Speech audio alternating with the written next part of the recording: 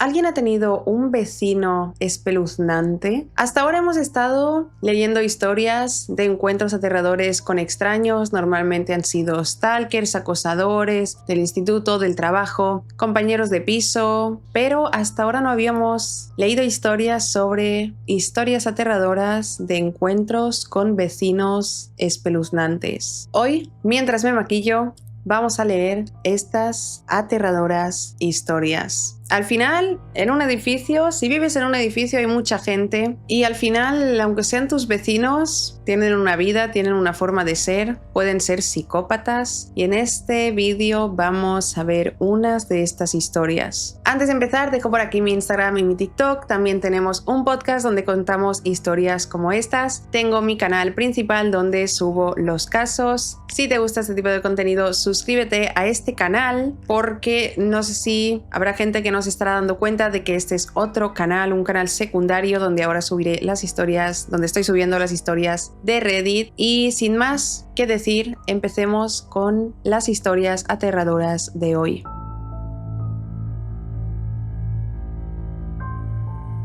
La primera historia se titula La familia Moore. Mudarse es una experiencia agotadora mental y físicamente, y la protagonista de esta historia, una mujer a la que vamos a llamar Sandra, lo sabe de primera mano, ya que hace pocos meses se mudó a un nuevo vecindario. No fue un cambio que ella quisiera, pero era necesario por temas de trabajo y el de su marido Agustín. No sabían bien cómo era el nuevo lugar donde llegarían, ya que lo visitaron una sola vez antes de alquilar su casa. Cuenta que era una casa bonita, pero el vecindario, ¿qué tal era? No lo sabían porque solo lo habían visitado una vez. Eso a mí me da terror de escuchar. O sea, yo os prometo que siempre que he viajado lo que sea para coger el hotel, busco 50.000 vídeos de barrios, buenos barrios, barrios malos, barrios a los que no hay que ir, etc. En mi ciudad no, porque ya la conozco toda. Pero no me puedo imaginar mudarme a un lugar sin conocer la zona, sin saber qué tal es el vecindario. Pero bueno, tenían la esperanza de que los vecinos fueran buenas personas. Y al principio lo fueron, al principio. El vecindario tenía estas casas adosadas. La de Sandra estaba en la esquina, al principio de la calle, y la de una de sus vecinos estaba justo al lado izquierdo. A estos vecinos los llamaremos la familia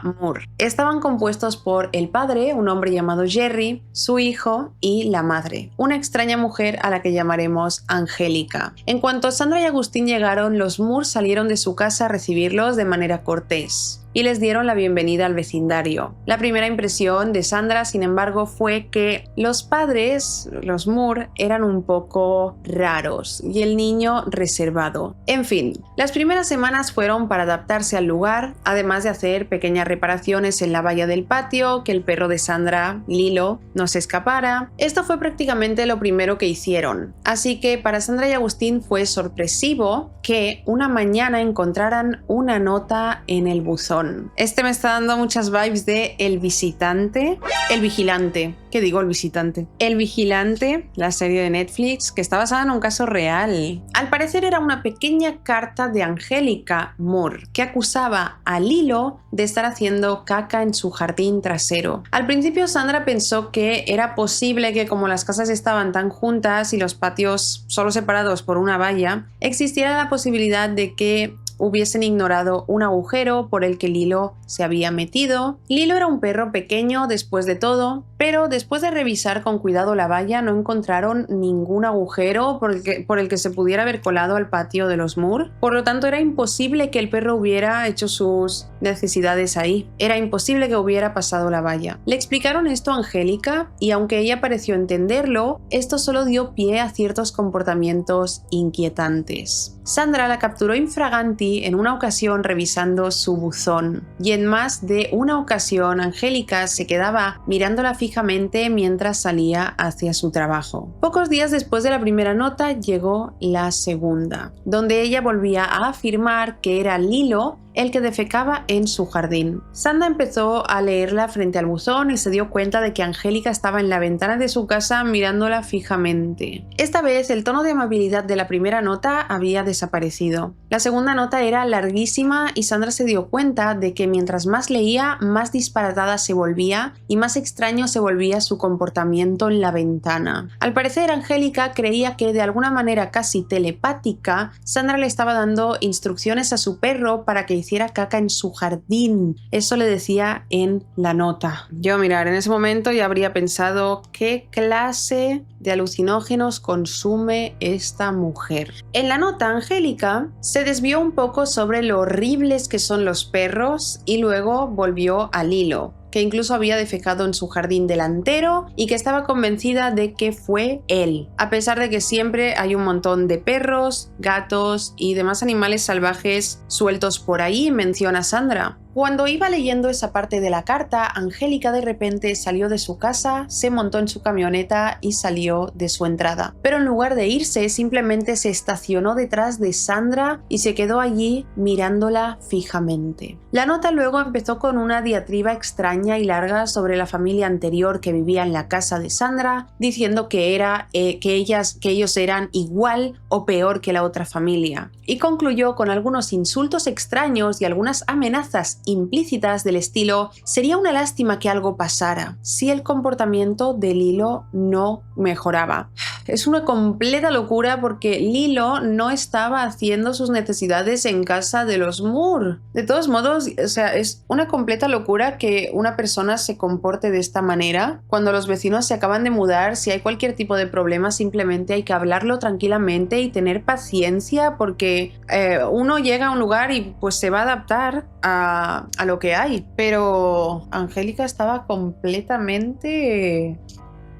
La historia continúa así. Hasta ese momento, esa carta fue lo más parecido a una conversación que ambas habían tenido. Sandra entendió que ella no quisiera que un perro defecara en su jardín, pero culparla a ella y a Lilo fue una reacción un poco extrema, sobre todo teniendo en cuenta que ya le había dicho y corroborado que Lilo no tenía acceso a su jardín trasero. A todas estas, Angélica seguía mirándola fijamente. Sandra decidió ignorarla e irse a su casa. Fue entonces cuando Angélica gritó desde la ventana de su camioneta: ¿estás jugando conmigo, basura? Esa reacción literalmente no tenía ningún tipo de sentido, y Sandra no iba a permitir que la insultara de esa manera. Sandra se dio la vuelta, miró a Angélica y le preguntó en la cara si acaso estaba loca. A Sandra se le había acabado la paciencia. Mientras Angélica se bajaba de su camioneta gritando tonterías e insultos, mientras avanzaba hacia ella y empezaba a bloquearle la entrada a su propia casa. A todas estas, Sandra le repetía una y otra vez que se fuera de su propiedad o tendría que llamar a la policía. Esto se prolongó durante un rato, pero al final Angélica se fue a toda velocidad cuando Sandra sacó su móvil. Más tarde Agustín volvió a casa. Él no estaba cuando todo esto sucedió. Y esto es importante, ya que cuando fue a hablar con los Moore, ellos parecían súper agradables y razonables. Cuando Sandra le contó su versión de lo sucedido, él básicamente asumió que tal vez estaba dramatizando porque los vecinos fueron súper amables con él. Por supuesto que Angélica le contó a Agustín una versión muy diferente, y Sandra estaba furiosa de que Agustín se creyera a Angélica en lugar de a ella, pero lo dejó pasar.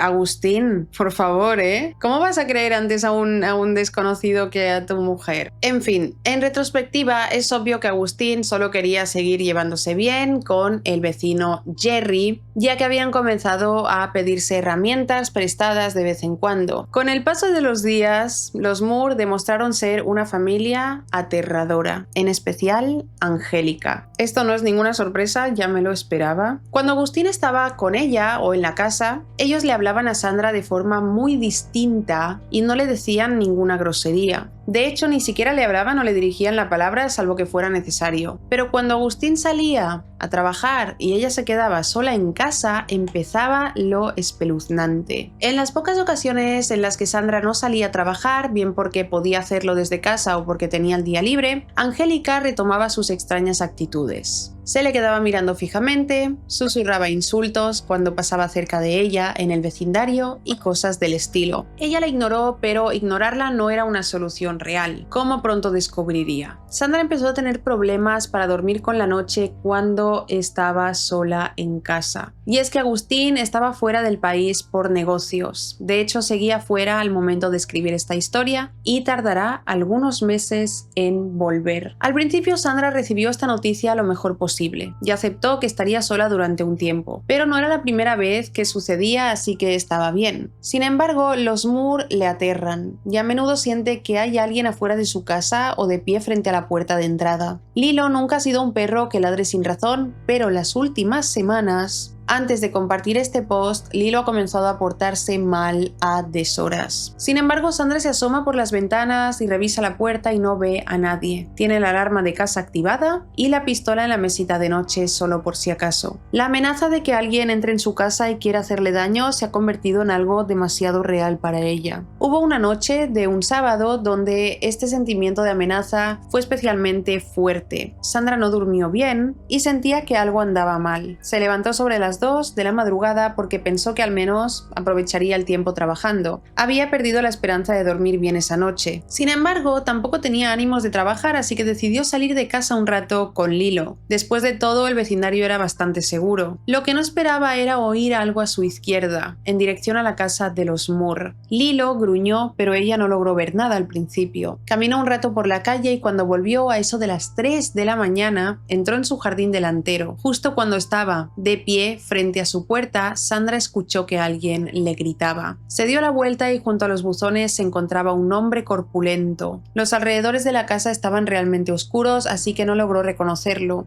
Le dio un susto tremendo que la hizo gritar. Sacó su gas pimienta del bolso, pero en medio del pánico ella misma perdió el equilibrio y se cayó. Sandra admite que es un poco torpe. Aunque yo en esta situación no la llamaría torpe, simplemente diría que es completamente normal por los nervios que debes pasar en ese momento. En ese momento ese hombre se disculpó en un tono que no sonaba a disculpa. Era Jerry. Y contrario al deber ser, eso no la alivió mucho. Sandra tardó unos segundos en recomponerse para ponerse de pie y descubrir qué demonios quería su vecino. Esta situación la estaba enloqueciendo y estaba a punto de tener un ataque de pánico. Tenía el corazón acelerado y temblaba, así que obviamente estaba alterada durante todo lo que sigue. Al parecer era culpa de Sandra que Jerry a veces encontrara basura en el patio de su casa. Cuenta Sandra que sí, en el ventoso estado de Colorado, donde la basura flota con gran facilidad por las ráfagas de viento, ella tenía la culpa de que la basura cayera en el jardín de sus vecinos. Estos dos estaban completamente locos.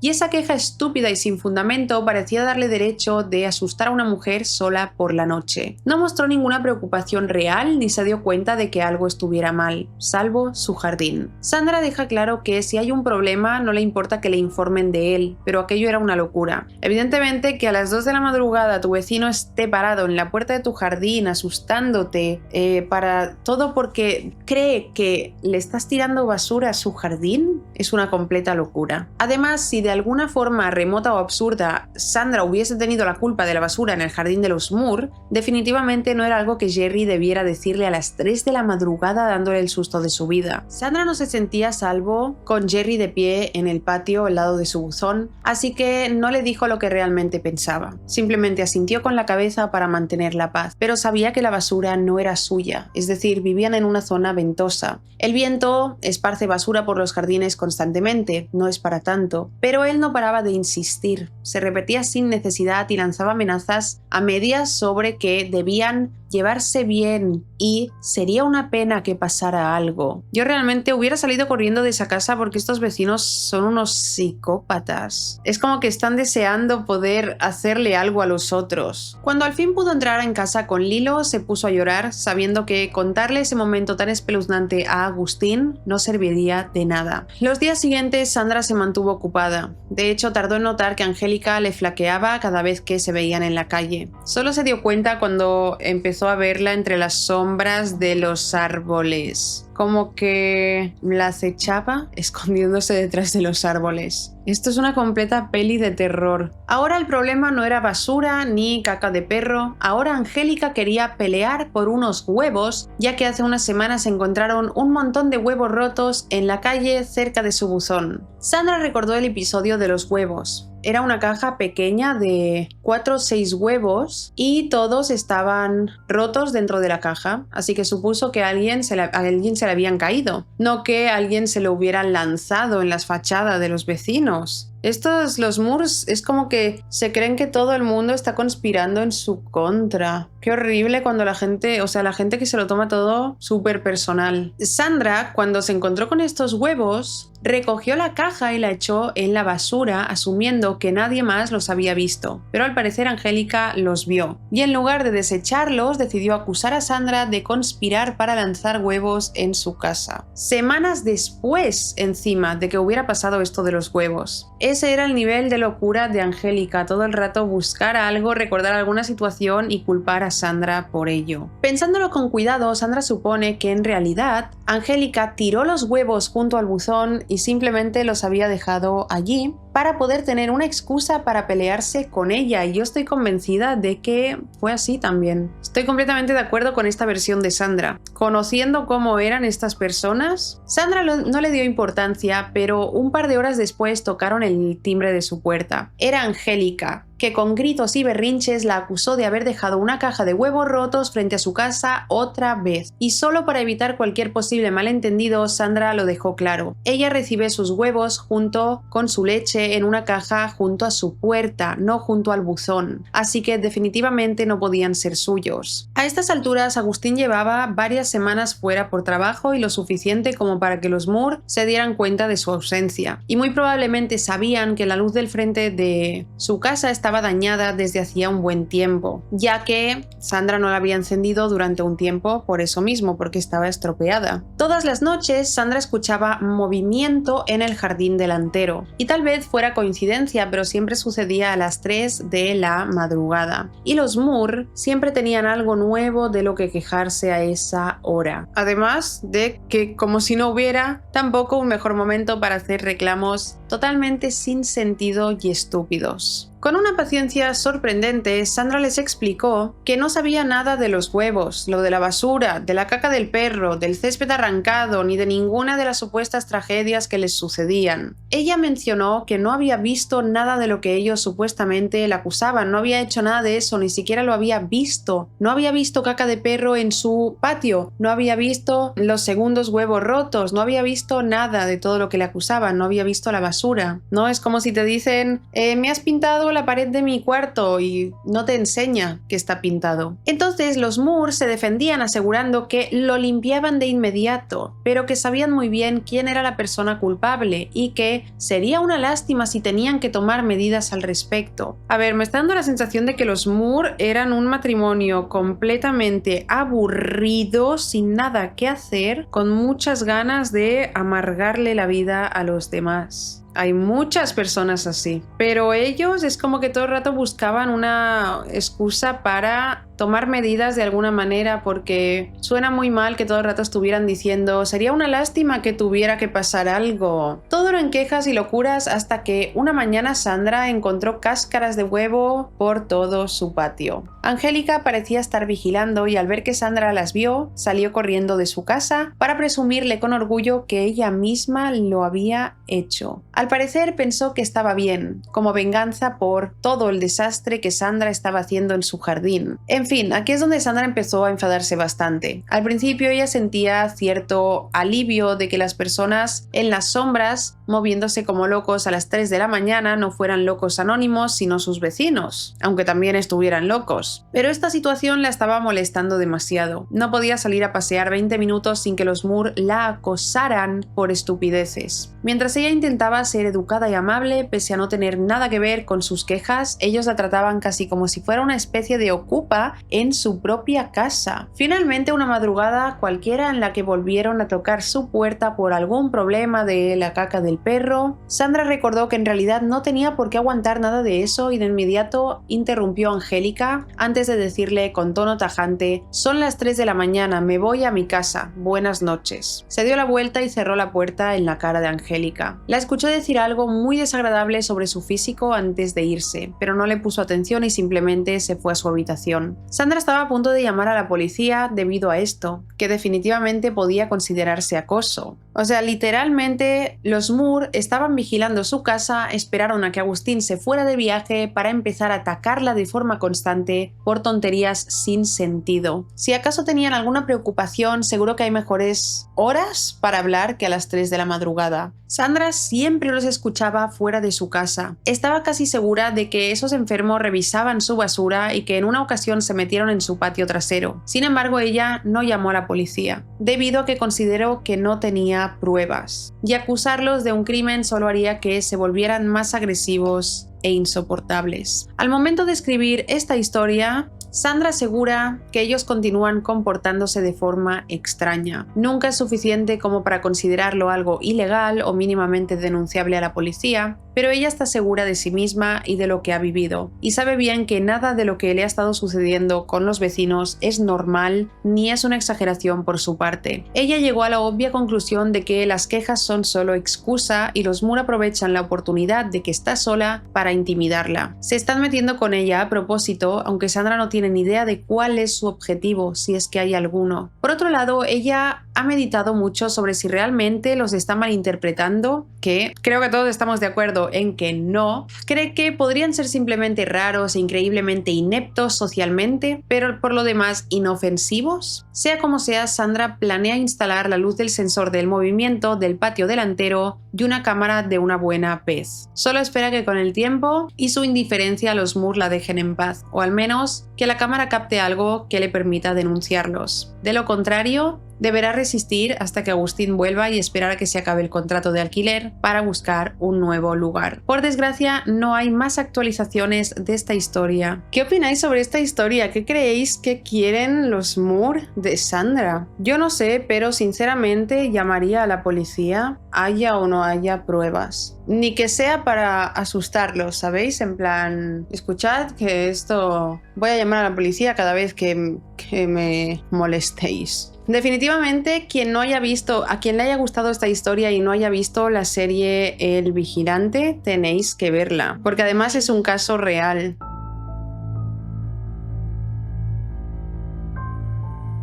La segunda historia se titula La choza del loco. Virginia, la protagonista de esta historia, fue la persona más feliz del mundo cuando consiguió comprar la casa de sus sueños. Ahorró durante años y sus padres le dieron el último empujón para pagar la cuota inicial y gran parte del pago total. Aún debía un poco menos de la mitad, pero al fin la casa era suya. Para contextualizar, creció en medio del campo en una gran casa colonial y estaba acostumbrada a los entornos rurales. Se enamoró al instante de una casa vieja de estilo victoriano del siglo XIX y ahora esa casa es suya. La casa era muy antigua. Había sido renovada en algunas ocasiones para reforzar los cimientos, cambiar el aislamiento de las paredes y luchar con una plaga de termitas, pero en general la casa era idéntica como cuando fue construida realmente. Había pertenecido a un hombre llamado John Spencer y dada su historia y el uso que le dio a la casa y a sus terrenos, siempre tuvo varios graneros y edificios alrededor que también pertenecían a la propiedad. Sin embargo, el terreno se redujo bastante y se dividió en distintas parcelas para que diferentes compradores las adquirieran. Por el momento, Virginia era la única habitante en esa cuadra. El punto es que, aunque la casa aún tenía un patio enorme, ninguno de los graneros ni las chozas circundantes pertenecía a Virginia. Eran edificios independientes y prácticamente abandonados. Y de entre otros, hay uno en especial que siempre le pareció espeluznante. Frente a su casa hay una carretera por la que pasan quizá 3 coches durante todo el día. Y justo enfrente, a unos 60 metros de un maizal, hay una choza de paredes de madera gris, techo de tejas rojas viejas, pálidas por el paso de los años y mucha basura alrededor. Virginia se mudó junto a su marido y sus 2 hijos, Tony y Jennifer. Tony era un niño muy social y antes de que sus padres pudieran darse cuenta, se hizo amigo de varios niños de las granjas cercanas. La verdad era que, pese a la distancia entre las casas, la comunidad era bastante unida. Pronto, Tony, de solo 11 años, le confesó a Virginia que él y sus amigos se retaban a entrar en la casa de la choza del loco, como llamaban ellos a la choza frente a la propiedad de Virginia. Incluso tenían una leyenda a su alrededor, bastante macabra y explícita. Según contaban, ahí había sucedido un terrible asesinato. Un hombre de larga barba gris vivía ahí con su mujer y sus hijos, pero no tenían casi dinero y una noche, hundido en las deudas, decidió poner fin a todo. Cogió un hacha de su cobertizo y terminó con la vida de su familia. Ahora su espíritu acosa ese lugar. Todo muy aterrador, aunque también completamente falso. No hay evidencia de que esto nunca sucediera. En fin, los niños siempre terminaban yendo en equipos y nunca encontraban nada aterrador. Solo muebles viejos que la gente desechaba ahí, vasos rotos, montones de metal y mucho polvo. Como Virginia pudo esperarse, no había electricidad ni ningún otro servicio que lo hiciera acogedor o mínimamente habitable. Y así pasaron los años con la choza del loco, firme frente al hogar de Virginia. La existencia de esa vieja cabaña se hizo parte de su vida cotidiana y a medida que los niños crecían, ellos también la olvidaron. Sin embargo, una noche todo esto cambió. Virginia se encontraba viendo la televisión en la sala de estar con su hija Jennifer cuando una luz que se encendía y se apagaba llamó su atención. Lo vio de reojo, pero cuando se giró hacia la ventana y miró hacia el exterior, estuvo bastante segura de que la luz que titilaba provenía del interior de la cabaña al otro lado de la calle. Eso la hizo sobresaltarse de inmediato, pero cuando se levantó para mirar bien, la luz se había detenido. Pensó de inmediato que solo se había confundido con luces de algún coche que había pasado, así que volvió a sentarse en el sofá con su hija. Ella calcula que pasó más o menos 1 hora, quizá 2, era casi medianoche y ya había acostado a Jennifer. Virginia se hizo un bocadillo para seguir viendo una película, y cuando regresó a la sala de estar volvió a ver la luz titilar afuera. Esta vez tuvo la certeza absoluta de que la luz venía de la choza. Jennifer estaba dormida, su marido estaba de viaje con su hijo y volverían en un par de días. Y contrario a todo lo que debía hacer, Virginia decidió ir a confirmar que era todo aquello.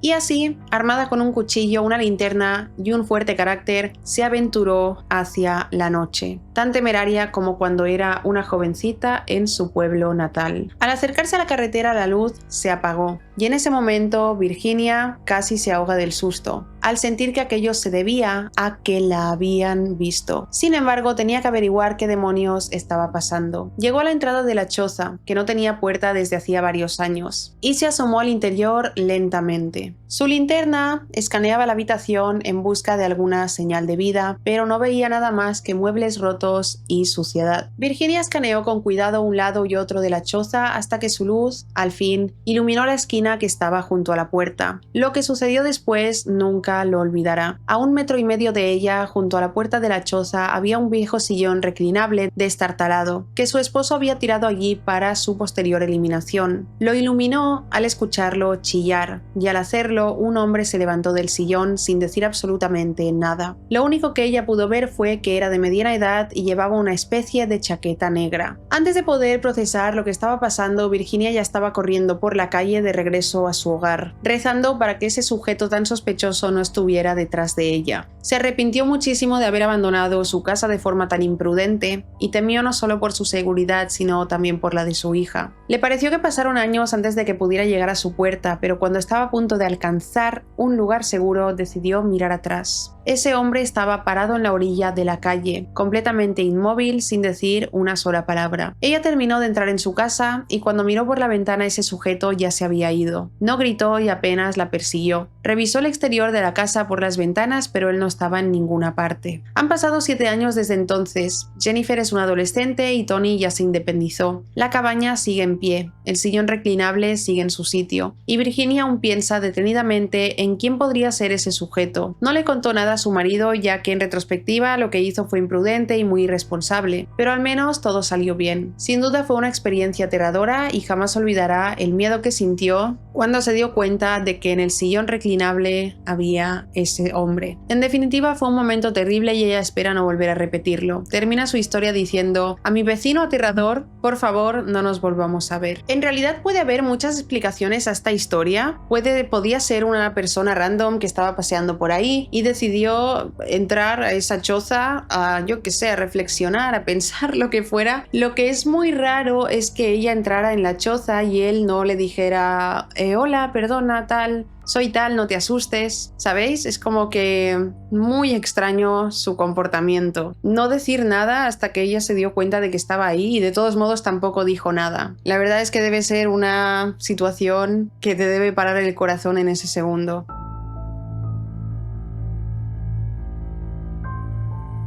La siguiente historia se titula Nuestros vecinos son unos ancianos horribles. En el momento de escribir esta historia, su protagonista Cindy y su marido Steve llevaban 2 meses viviendo en su nueva casa, misma donde sucede lo que está por contarnos. En términos estéticos, la casa no podría ser mejor. Es preciosa por dentro y por fuera. Cuenta con una fachada preciosa y 2 hectáreas completas de campo para entrar en contacto con la naturaleza. Sin duda, este aspecto es el más resaltable, ya que es mucho espacio para criar a sus futuros hijos. Pero, por desgracia, la gente de bienes raíces que les vendió la casa no les advirtió nada sobre los vecinos. Resulta que Cindy y su marido están rodeados por una familia. Frente a ellos vive un hombre de avanzada edad llamado George. La hija de George vive a la izquierda de Cindy, su sobrino a la derecha, su hermana a 2 casas de un lado y su hermano a 3 casas del otro. En principio esto no es raro, pero hubiese sido bueno saberlo desde el principio, ya que las miradas extrañas de algunos miembros de la familia no se hicieron esperar, en especial la de los vecinos de enfrente. Claro, es como que toda la familia estaban allí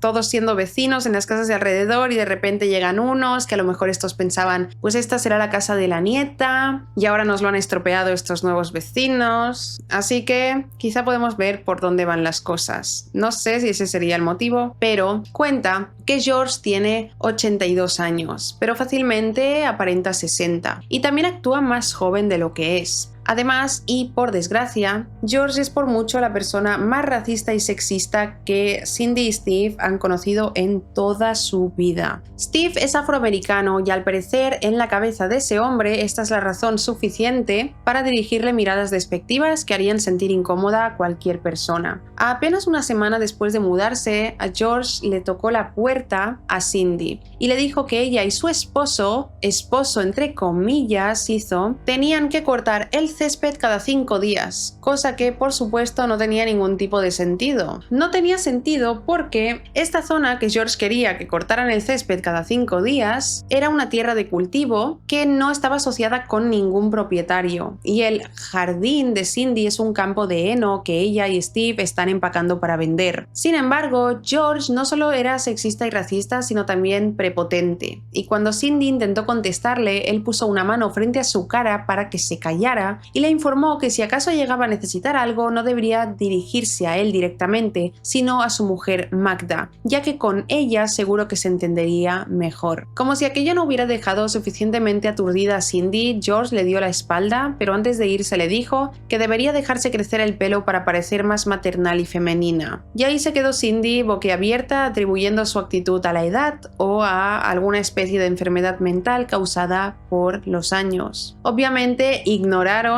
la petición de George de cortar el césped y días después de repente vuelven a llamar a la puerta. Un señor se presentó como vecino de la misma calle. Tenía cierto parecido con George, aunque parecía un poco más joven, tal vez tenía unos 50 años. Después de saludar a Cindy, pero sin llegar a presentarse, le dio una Biblia y le explicó que todos en la calle asisten a cierta iglesia. Su sonrisa era enorme, pero todo en su lenguaje corporal lo delataba como un mentiroso y alguien en que no se debería podía confiar. De repente se giró y de nuevo, antes de que Cindy pudiera decirle que era católica y pudiera devolverle su Biblia, este hombre le dio la espalda y se fue del porche diciendo «Nos vemos ahí el domingo». El sábado, a mediados de octubre, Steve estaba fuera cuando llegó un coche. Era Magda, Magda vio a Steve de reojo y entró directamente a la casa de él y Cindy como si fuera la suya. Nadie le dio permiso para entrar y Steve la siguió para pedirle que saliera, pero aún así tuvo el descaro de quedarse boquiabierta y quejarse al ver las decoraciones de Halloween. Un segundo después, ignorando por completo a Steve, pidió hablar con la señora de la casa en privado, afuera. Steve, bastante enfadado por la actitud altanera de Magda, le dijo «Sí, afuera me parece una gran idea». La mirada que le devolvió Magda fue temible, según le contó a Cindy cuando fue a buscarla al piso de arriba. Estos vecinos me están poniendo nerviosa porque son esta gente que se mete en todo y yo no soporto a los metentodos, lo juro. Es la gente que más rabia me da, la gente que se mete en tu vida. Tener vecinos así debe ser horrible. Bajaron juntos algo nerviosos y entre los temas que Magda quería tocar estaban, primero, el tema del césped. Debían cortarlo cuanto antes. Y segundo, le advirtió que le avisarían a los oficiales de que Cindy y Steve estuvieron conduciendo de forma imprudente en la calle donde estaban las propiedades. Eso último era completamente falso, aunque por supuesto ya nada les sorprendía viendo lo extraña que era esta familia. Además, prácticamente Magda le ordenó a Cindy que derribara esos esqueletos ya que eran vulgares, es decir, las decoraciones de Halloween. Como si no estuviera contenta con todas esas tonterías, Magda comenzó a darle consejos de fertilidad para que concibieran un hijo pronto, ya que según sus palabras hacía falta sangre fresca en el vecindario. Mira, a mí me dicen eso y yo digo,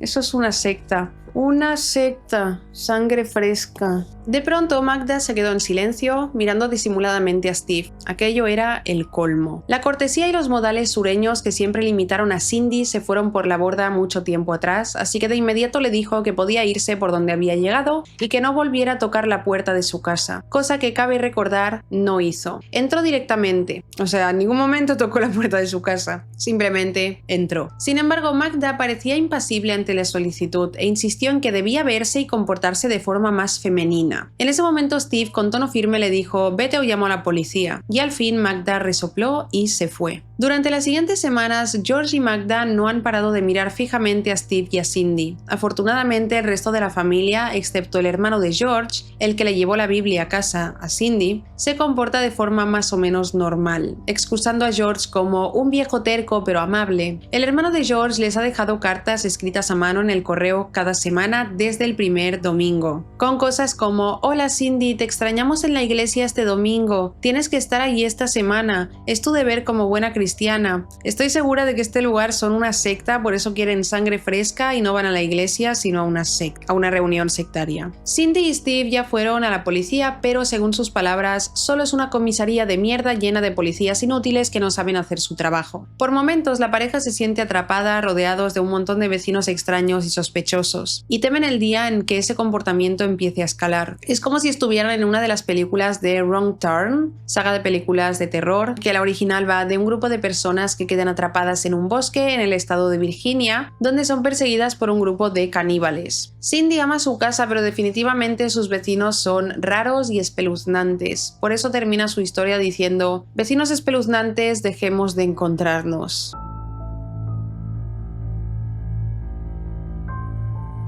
La siguiente historia se titula Acosada y casi secuestrada por mi vecino drogadicto. Esta es una historia real que ha traumatizado absolutamente a su protagonista, Shanna, y a su novio. Hace 2 años ella se mudó al Reino Unido para ir a la universidad, ya que siempre quiso ir allí y alejarse de sus padres. El contexto de su familia es complicado y la situación en casa estaba empezando a volverse demasiado tóxica para todos. Por eso se emancipó casi de inmediato al cumplir los 18 y buscó la manera de irse del país. La verdad es que tuvo mucha suerte con algunos programas estudiantiles y para febrero de 2010 estaba tomando un vuelo para Manchester. En pocos meses comenzaría su primer semestre en la universidad. Se mudó a una residencia de estudiantes y su vida dio un vuelco para bien. Shanna conoció a gente genial, incluyendo a su novio Jules, con el que aún sigue. Estudiaba, exploraba la ciudad y simplemente disfrutaba del tiempo lejos de su familia, mientras descubría por sí misma lo que significaba la independencia. Cuando llegó el segundo año de su carrera universitaria, Shanna y algunos amigos de la residencia decidieron mudarse a una casa alquilada con student accommodations. No era el lugar perfecto, pero al menos tenía su propia casa y no estaba tan restringidos por el ruido y las fiestas como viviendo en un pequeño piso compartido como en el primer año. La casa tenía un patio delantero considerable, 2 pisos y suficiente espacio para sus amigos y ella. La habitación de Shanna estaba en la planta baja y su ventana daba a un patio trasero muy pequeño, donde fumaba todos los días. En ese patio, además de macetas vacías, también había una puerta de madera muy fina que daba al otro lado de la calle, donde se ponían los cubos de basura, muebles rotos y otras cosas que la gente de alrededor ya no necesitaba. Este era el único aspecto que no le gustaba a Shanna, y es que la puerta solo se podía cerrar con llave desde dentro del patio, pero como era vieja tuvieron que atar unas cuerdas para mantenerla cerrada para siempre. Y aún así, si alguien quería entrar a la casa solo tenía que saltar la valla, no era muy difícil. En cuanto a los vecinos, tenían uno a cada lado de la casa, así que estaban rodeados de familias y otros alojamientos para estudiantes. Los vecinos, a su derecha exactamente, eran 5 chicos que parecían tener mucha más edad de la que tendrían unos universitarios. Eran raros, por así decirlo, pero de entre todos había uno especialmente extraño al que llamaremos Aidan. Un día Shanna se encontraba estudiando para un examen cuando un alboroto en la casa de estos sujetos la interrumpió. La cosa empezó poco a poco, pero de pronto explotó. Todo el vecindario escuchó los gritos. Shanna salió con sus compañeros a ver qué pasaba y vio a Aidan cubierto de sangre, con cortes por todo el brazo y una herida en la cabeza. Al parecer, uno de esos tipos los había atacado a él y a los demás con un cuchillo de caza y les había quemado la cocina. De hecho, poco después de la policía llegaron los bomberos. Nadie sabía bien qué hacer, así que le ofrecieron a Aidan ayuda para limpiarse y le dieron una camiseta vieja para que se cambiara la ropa ensangrentada. Entonces vieron cómo la policía lo escoltaba junto a sus compañeros y se llevaron a 3 detenidos, incluyendo a Aidan. Todo fue muy confuso y los oficiales no dijeron nada más, así que nunca se supo qué pasó esa noche en la casa. De todos modos, Aidan era bastante raro. Shanna nunca tuvo una conversación profunda con él y apenas sabía su nombre, pero siempre que se lo topaba, él le decía muchas tonterías e intentaba agarrarla y coquetear con ella. De hecho, ella y sus amigos se dieron cuenta cuando lo ayudaron de que tenía los ojos muy dilatados, y la verdad es que parecía no sentir dolor, y muchos sabrán lo que eso puede significar. Pero ninguno le dio importancia en su momento, ya que solo querían asegurarse de que estuviera bien, aunque no lo conocieran. Un tiempo después del incidente con la policía, Shanna siguió con su rutina de ir a la universidad y volver a casa, pero comenzó a notar que aunque veía a Aidan por la calle, este ya no le dirigía la palabra. No era algo que le hiciera falta, ese tipo era un fastidio, pero era cuanto menos extraño. Un día eso cambió de nuevo. Mientras Shanna iba a la tienda de la esquina, ella estaba distraída en la sección de verduras cuando él se le acercó por detrás y empezó a hablarle de forma extraña. Por alguna razón que aún no comprende, ella no se sintió cómoda, por lo que no respondió, pero tampoco se alejó de él ni nada. Solo se le quedó mirando mientras él decía un montón de cosas extrañas que Shanna no recuerda. Aunque por supuesto la falta de respuesta de ella solo daba pie a que la cosa se pusiera aún más extraña. Lo que sí notó ella es que él tenía de nuevo las pupilas muy dilatadas y parecía bastante frenético mientras hablaba. De repente, y sin que viniera a cuento, Aidan le dijo con tono firme: «No pasa nada, te espero delante de tu casa y charlamos». Ni qué decir que a ella le dio un poco de miedo y quiso pensar que bromeaba. Simplemente le dio la espalda sin contestar y siguió con sus compras. Cuando miró por encima del hombro, él ya se había ido.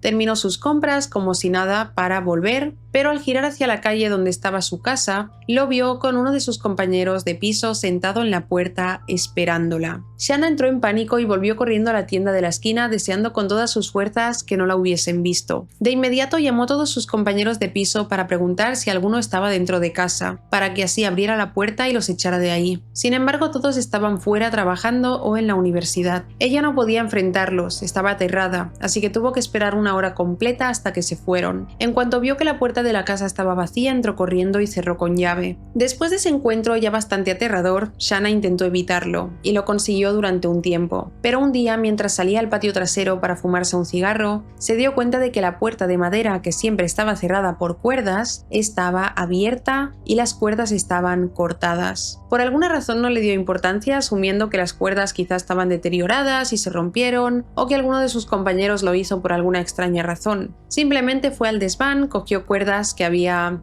sobrado de la última vez y volvió a cerrar la puerta. A todo esto habían pasado 1 o 2 meses desde el incidente con la policía. Los vecinos raros a menudo gritaban y peleaban en su casa, pero nunca algo tan grave como aquella noche. Sin embargo, era una molestia, ya que despertaban a Shanna y a sus compañeros a mitad de la noche con sus trifulcas y disputas por convivencia. Empezaron a poner atención y los motivos de las peleas siempre eran extraños y estúpidos. Iban desde ¿dónde dejaste mi mantequilla de afeitar? Hasta ¿has cambiado el canal mientras yo iba al baño? Eran disputas muy estúpidas e innecesarias. Pero después de un tiempo todos se acostumbraron a este ruido. Sin embargo, una noche Jules se quedó a dormir. Ella había ido a casa en varias ocasiones y nunca se despertaba por los ruidos, ya que tiene el sueño muy pesado. Pero esta vez fue diferente. Se despertó en mitad de la noche por un golpe y unos susurros. Shanna dormía profundamente, así que él la despertó en silencio, y los dos esperaron en la oscuridad de su habitación, atentos a cualquier otro ruido. De repente escucharon un golpe seco y el crujir de la puerta de madera del patio al abrirse. Un segundo después escucharon pasos junto a la ventana de la habitación. Shanna siempre tenía la ventana abierta porque hacía mucho calor dentro, así que se quedaron paralizados, ya que solo una cortina los separaba de unos posibles intrusos, ladrones o quién sabe qué. Lo único cierto es que ambos estaban listos para salir de la habitación corriendo si acaso entraban por la ventana. De repente, Shanna escuchó cómo la ventana se movía y se abría un poco más, y uno de los intrusos dijo algo en otro idioma que ni Jules ni ella entendieron. Intentaron entrar y en ese momento Shanna y su novio saltaron de la cama, ella cogió su móvil y en pijama salieron corriendo del cuarto. Llamó a la policía de inmediato, mientras Jules avisaba a todos los compañeros que alguien había entrado en la casa. Todos se encerraron en la habitación más grande y por fortuna la policía llegó en menos de 5 minutos, ya que la comisaría estaba a 3 calles de la casa. Por desgracia, Shanna no recuerda prácticamente nada después de que llamara a la policía.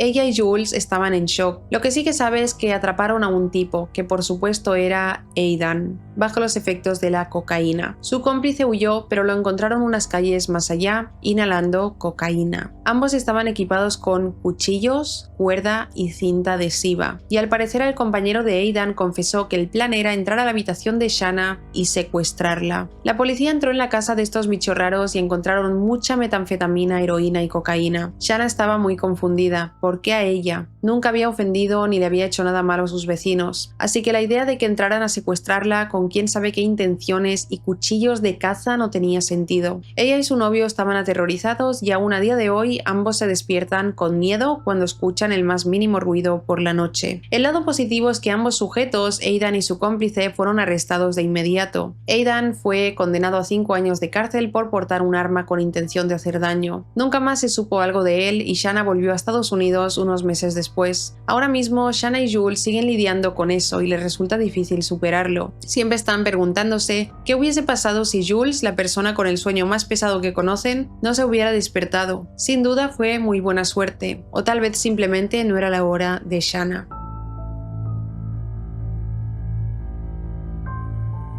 La siguiente historia se titula Un vecino acosó a toda la familia durante más de 2 años. La protagonista de esta historia, una chica a la que llamaremos Jessie, tenía solo 16 años cuando todo esto comenzó. Una experiencia terrible que le afectó mucho a ella y a toda su familia, y que duró desde enero del 2007 hasta marzo de 2009, cuando todo lo sucedido al fin llegó a los tribunales. Imaginad a una familia suburbana común y corriente, padres, 3 hijos, un jardín y un perro, y que todo se daña en un abrir y cerrar de ojos por culpa de un loco obsesivo. Primero, algo de contexto. Por aquel entonces, los padres de Jessie, Elena y Damián, eran los administradores del agua en un pueblo pequeño de los Estados Unidos, específicamente del estado de Nuevo México, que para quien no lo sepa es un lugar bastante árido y el agua no debería desperdiciarse. Pues bueno, un día cualquiera un vecino de la localidad, al que llamaremos señor White, sí, por Walter White, decidió que, luego de tener un pequeño desacuerdo con su vecino sobre la longitud que debía tener el césped,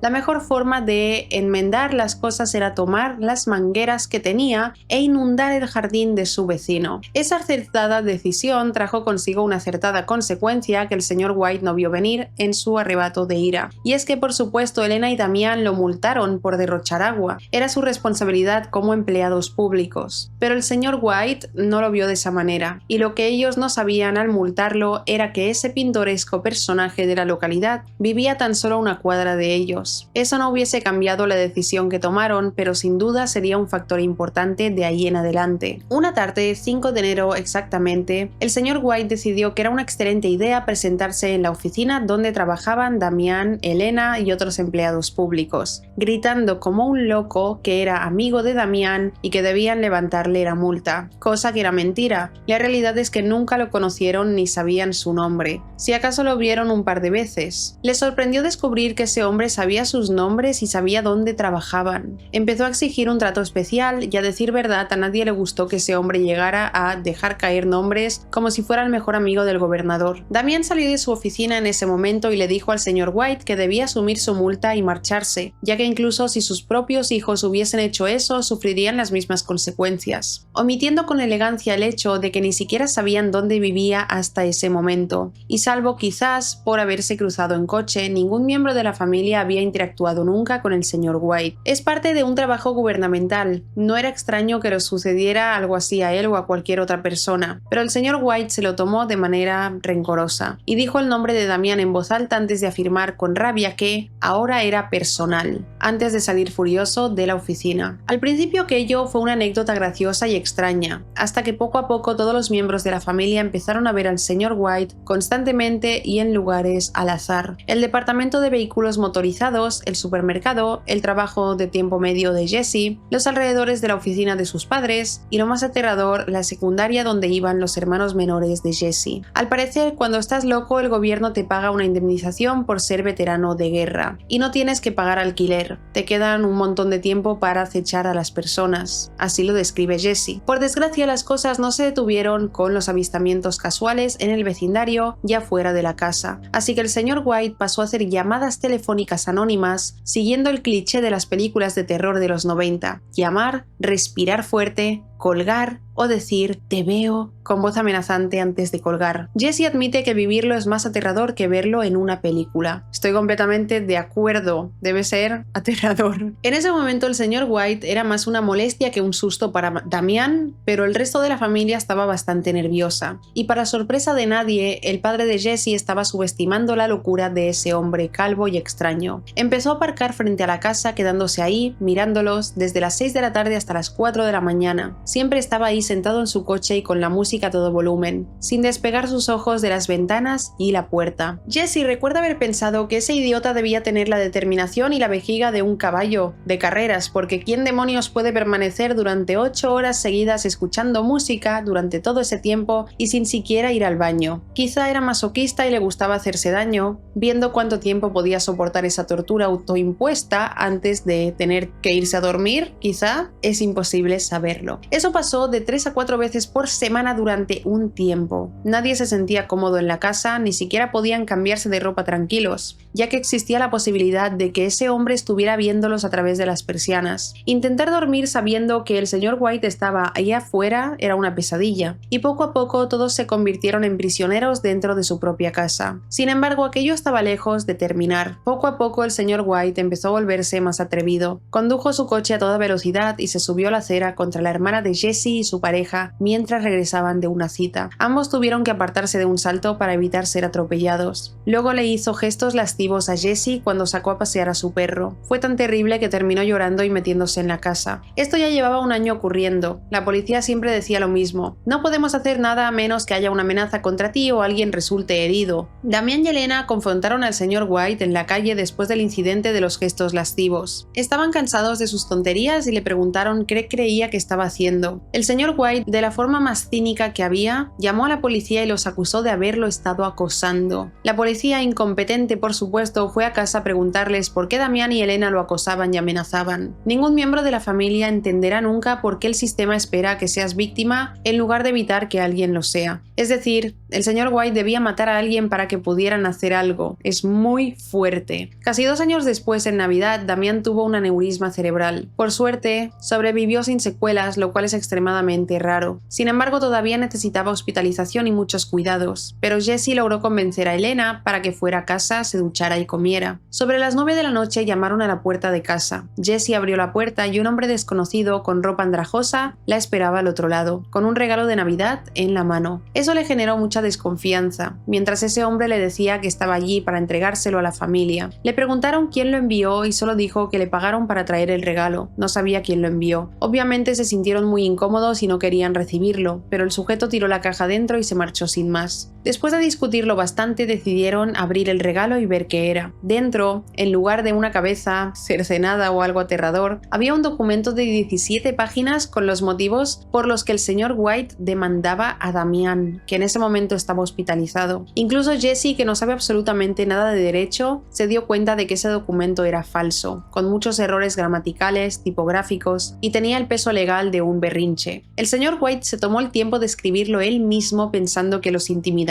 El documento y los detalles falsos que incluyó no los asustaron, pero el hecho de que este hombre de unos 50 años estuviera tan obsesionado con la familia que se sentó a escribir un documento falso de 17 páginas sí fue bastante aterrador, porque abría la puerta a una pregunta: ¿hasta dónde era capaz de llegar el señor White? Las cosas fueron escalando y el señor White empezó a pasearse por las mañanas frente a la casa, en coche o a pie, daba igual. Si algún miembro de la familia estaba cerca, fingía tener llamadas telefónicas donde hablaba de empujar a los padres de Jesse por las escaleras, o bien presumía durante la llamada de saber dónde trabajaba y estudiaba cada miembro de la familia, en caso de necesitar encontrarlos rápido. Era frustrante no poder hacer nada, ya que esas eran amenazas directas, pero ¿cómo probarlo? En aquel entonces Jesse trabajaba en un restaurante en el turno de cierre. Terminaba de trabajar a eso de la 1 de la madrugada. El señor White comenzó a aparcar su coche junto al de Jesse. Eso le causó ataques de pánico y un compañero de trabajo siempre tenía que acompañarla hasta el coche para irse. Sin embargo, ese hombre la seguía todo el camino hasta casa. Una vez incluso intentó tomar caminos al azar para despistarlo, pero él seguía pegado detrás de ella. Llegar a casa con el señor White aparcado al otro lado de la calle y tener que bajar y correr a la puerta era una pesadilla. Jesse sentía que en cualquier momento ese hombre la atraparía mientras intentaba meter la llave en la cerradura. Todos en la familia estaban exhaustos, no solo por el susto del aneurisma, sino también por tener que estar pendientes de todo, de cada detalle, siempre alerta de que ese loco no estuviera cerca. Pero por fortuna todo estaba a punto de acabar. Una amiga de Elena era casualmente amiga de la fiscal del distrito y le contó la historia. Ella empatizó de inmediato y al darse cuenta de lo inútil que había sido el sistema con un caso tan evidente de acoso, llamó, los visitó y se hizo cargo del caso gratuitamente. Pocos días después, el señor White fue arrestado por varios cargos de acoso. Testificar fue una locura y tuvieron que presentar declaraciones oficiales antes de ser llamados a declarar.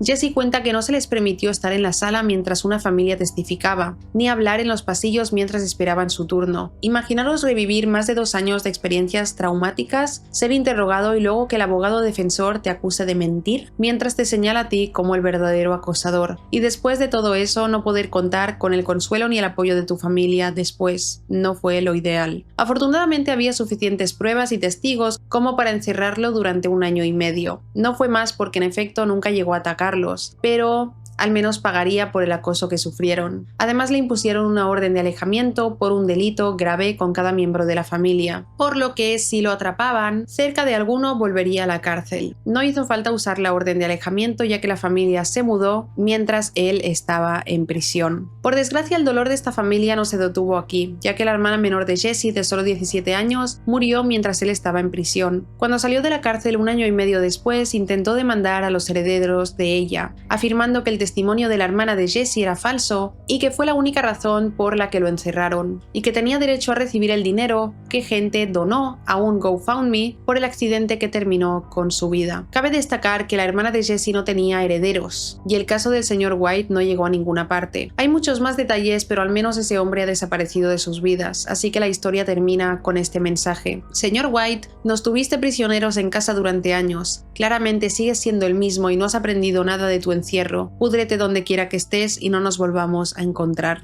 Esta historia del señor White me ha recordado mucho a la historia de Dr. Ramsay, que ya la conté en otro vídeo. Son historias realmente que te ponen los pelos de punta, porque cómo una persona está tranquila en su hogar, cómo tienes la tranquilidad con tu familia de que este loco no vaya a haceros nada. O sea, es una completa locura como hay trastornados que se obsesionan con alguien y le hacen la vida imposible a toda la familia, haciéndoles vivir un horror, un terror constante por, yo qué sé, seguramente los padres pensaban en Jessie, tenía que salir del trabajo todas las noches y este hombre la perseguía. No entiendo muy bien si Jessie le dijo a sus padres que el señor White la seguía desde el trabajo a casa cuando salía de su turno, porque es un poco raro que ellos no la fueran a buscar o no la esperaran afuera, así que quizá no les dijo nada para no asustarlos o para no molestarlos. No lo sé, pero este tipo de historias son una completa locura.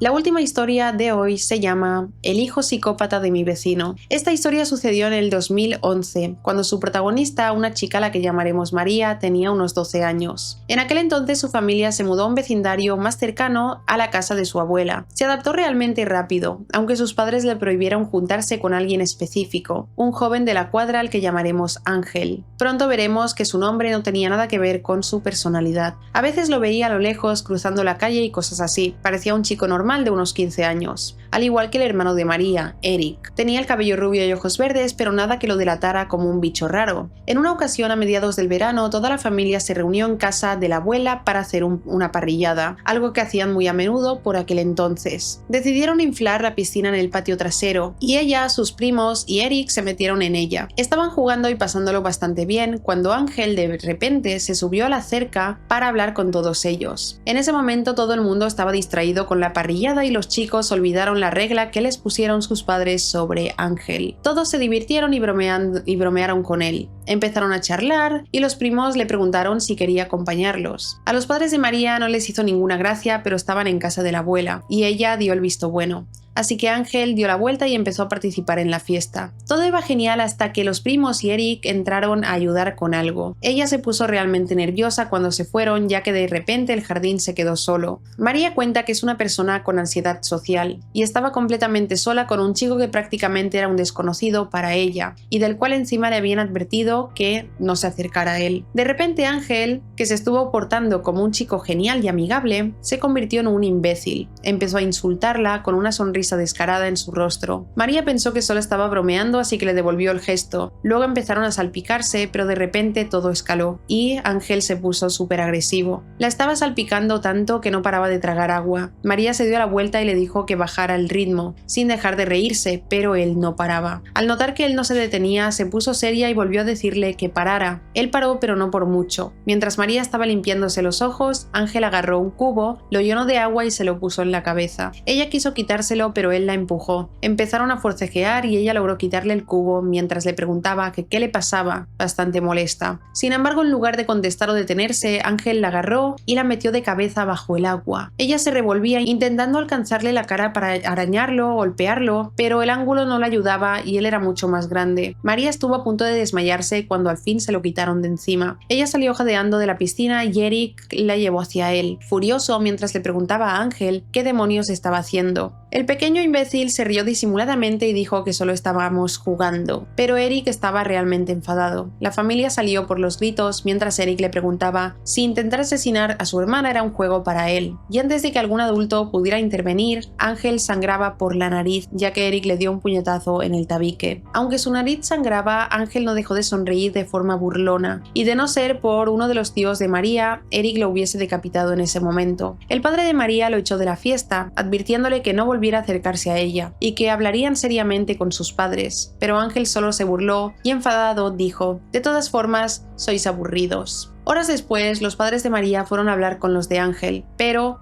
esos padres lucían agotados e indiferentes. Tenían la actitud de un padre que se ha resignado a que su hijo haga lo que quiera. Ni siquiera les importó que llegara con la nariz sangrando. Poco después, la familia de Ángel se mudó y nunca más volvieron a tratar con él. María está muy agradecida con Eric, ya que básicamente le salvó la vida y la ha ayudado de mil maneras. Ella no sabe dónde estaría sin él. Y en cuanto a por qué sus padres le prohibieron tratar con él desde el principio, se debía a que antes de mudarse ya conocían la fama de Ángel. Pateaba a perros, se metía con las personas y en una ocasión lo atraparon robando en el mini súper de la esquina. Sin embargo, nunca pensaron que llegaría tan lejos y de hecho la abuela lo dejó quedarse porque pensó que solo era un chico solitario que necesitaba una oportunidad, pero quedó demostrado que no. Ángel solo es un psicópata que busca a alguien débil para hacerle daño y solo queda esperar que la mudanza lo haya cambiado, porque si no es un asesino en serie en potencia. Estas son todas las historias de hoy. La verdad es que me han resultado muy interesantes. Me gusta a veces traer temas nuevos, siempre historias aterradoras, pero que sean de temáticas diferentes. Así que si os gustaría alguna en especial, si quisierais que traiga otro vídeo de compañeros de piso, aterradores, de lo que sea, podéis dejarlo en comentarios para que busque a ver si hay historias sobre ese tema. Dejad en comentarios qué opináis sobre estas historias. Si tienes alguna historia similar, puedes enviármela en este correo con el asunto encuentro aterrador o encuentro con un extraño, para que las pueda diferenciar de las historias paranormales. Si te ha gustado este vídeo, no olvides dejar un me gusta, suscríbete al canal. Gracias por ver mi vídeo y nos vemos en el próximo. ¡Chao!